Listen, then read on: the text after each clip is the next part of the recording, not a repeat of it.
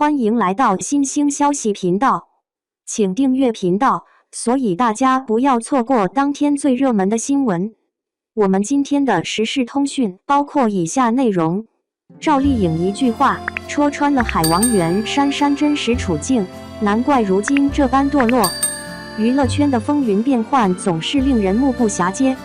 近日，一位曾经备受关注的女星再度成为热议焦点，她就是袁姗姗。这个名字仿佛一个谜团，吸引着无数人的目光。袁姗姗的故事从一个综艺节目开始，那是一个看似平常的夜晚，李湘主持的男左女右节目上演了一出令人瞠目结舌的戏码。陈晓，这位当时正与赵丽颖搭档的人气小生，接到了一个来自神秘女子的电话，电话那头传来的嗲声嗲气，瞬间点燃了现场的氛围。我见到你会喜欢上你，这句话如同一颗重磅炸弹，在演播室里炸开。原来，电话那头的神秘女子正是袁姗姗。她似乎忘记了电话被外放，毫无顾忌地表达着对陈晓的爱慕之情。陈晓也不甘示弱，两人你来我往，仿佛忘记了周围还有其他人的存在。这一幕让在场的嘉宾和主持人都惊呆了，尤其是赵丽颖，她的表情瞬间变得尴尬，脸上的红晕仿佛能滴出血来。当她终于忍不住打断这段对话时，袁姗姗迅速挂断了电话。这个举动引发了更多的猜测和讨论。节目结束后，网络上炸开了锅，三人的关系成为众人热议的焦点。有人猜测陈晓和袁姗姗暗中有染，也有人认为赵丽颖打断对话是出于嫉妒。随着时间的推移，真相似乎渐渐浮出水面。有知情人士透露，赵丽颖的举动可能是在帮助袁姗姗，在镜头前过于直白地表达感情，可能会给袁姗姗带来不必要的麻烦。袁姗姗的故事并不止于此，她的大学时光仿佛一部精彩的青春剧。王仁君，这位后来成为《知否》中老戏骨的演员，曾是袁姗姗的大学同学。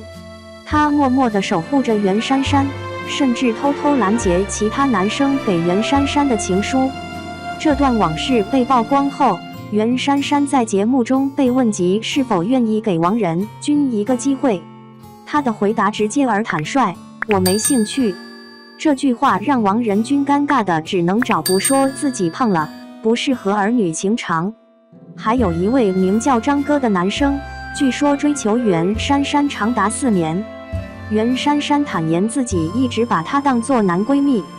张哥的痴情在校园里传为佳话，无论袁姗姗提出什么要求，他都会竭尽全力满足。这段单向的感情最终以 friendship 告终。袁姗姗的魅力似乎不仅限于校园，进入演艺圈后，她与多位男明星传出绯闻，从张继科到孙坚，甚至连一些老戏骨都难逃袁姗姗效应。她在节目中公开表示喜欢张继科那样痞帅的类型，随后两人在社交媒体上互相关注，引发了不小的风波。袁姗姗的争议并不仅限于感情生活，在一档名为《巧手神探》的综艺节目中，她的一个举动让所有人都捏了一把汗。面对珍贵的古董，其他嘉宾都小心翼翼，生怕碰坏了这些无价之宝，而袁姗姗却大胆地拿起古董最脆弱的部分，还若无其事地说，如果坏掉的话是可以修复的。这番言论让在场所有人都震惊不已。袁姗姗的无脑发言似乎成为了她的标签。在另一档节目中，她公开谈论张小斐打呼噜、不爱洗澡等私密话题，引发了广泛争议。这些言论让人不禁怀疑，她是否真的不在意自己的公众形象，还是说这些争议都是她精心策划的黑红策略？有网友评论道，袁姗姗的行为让人看不懂，她究竟是真的没有情商，还是在刻意制造话题？另一位网友则表示，无论如何，她确实成功吸引了大家的注意力。也许在娱乐圈，有时候负面新闻也是一种资源。回顾袁姗姗的演艺生涯，不得不说她是个充满争议的人物。从早期与陈晓的暧昧，到后来与多位男星的绯闻，再到综艺节目中的种种言行，每一步似乎都在挑战公众的底线。不可否认的是，她确实成功地让自己一直处于话题中心。在这个信息爆炸的时代，明星们想要保持热度并不容易。袁姗姗的方式或许不够 orthodox， 但她确实做到了让人难以忽视。她的故事就像一面镜子，折射出娱乐圈的复杂生态。在这个圈子里，有时候争议本身就是一种稀缺资源。袁姗姗的未来将何去何从？她会继续保持这种高调的作风，还是会选择低调发展？这些都是未知数。但可以确定的是，无论她做出什么选择，都将继续牵动着公众的神经。在这个娱乐至上的时代，我们或许应该反思，我们对明星的期待是什么？是希望他们完美无缺，还是接受他们作为普通人的真实一面？袁姗姗的故事给我们提供了一个思考的角度。2. 赵丽颖官宣喜讯。其实6年前这个角色才是她演艺之路转折的关键。前不久，赵丽颖凭借春节档电影《第20条》获得百花奖最佳女配角。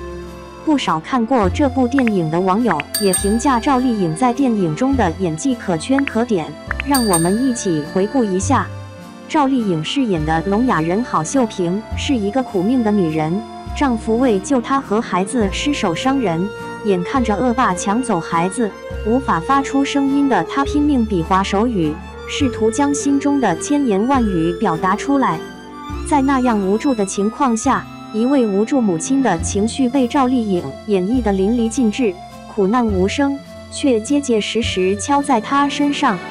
而赵丽颖的这段表演也广受称赞，观众仿佛能从她的神情举止中感受到一位母亲的焦急无助。凭借这一角色拿下百花奖的赵丽颖，并非一鸣惊人，而是在不断磨练中走到了今天。2018年的这部剧《知否知否应是绿肥红瘦》才是她演艺之路的转折。不仅是因为这部宅斗剧深受大家喜爱，一举成为优酷的养老剧，更是因为剧中赵丽颖饰演的明兰一角所蕴含的大智慧。最初的小明兰将希望寄托在一家之主的父亲身上，她企图通过父亲对母亲和自己的怜爱换取生存条件。直到母亲难产而死，她被寄养在祖母名下后，才逐渐意识到父亲的不可靠。正如长大后的明兰所说，我最需要父亲的时候已经过了。在祖母的教养下，明兰成为了有智慧的女子。她懂得在大宅院里隐藏自己的锋芒，面上乖巧会藏拙，但其实她心里一直很有主意。她知道自己想要的只是一个盛明兰而已。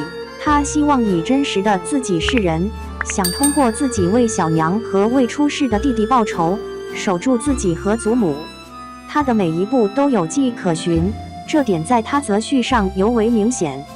她对其小公爷的喜欢是初恋的懵懂和悸动，在无人帮扶的情境下，她感受到小公爷的温情，但也仅限于此。国公夫人的强势和阻拦注定明兰不会选择小公爷。自此，她走向了择婿的另一端，将自己的喜欢往后靠，去选择一个靠谱的人。贺公子无疑是个好人选。封建时代下对女性的尊重让明兰对他的初印象就不错，加之他可靠的背景，二人家世相当又是故交，在所有人看来这就是他作为一个庶女的好姻缘。但正是不喜欢，所以在遇到事情的时候，明兰能做到当断则断，不会被感情牵绊住手脚。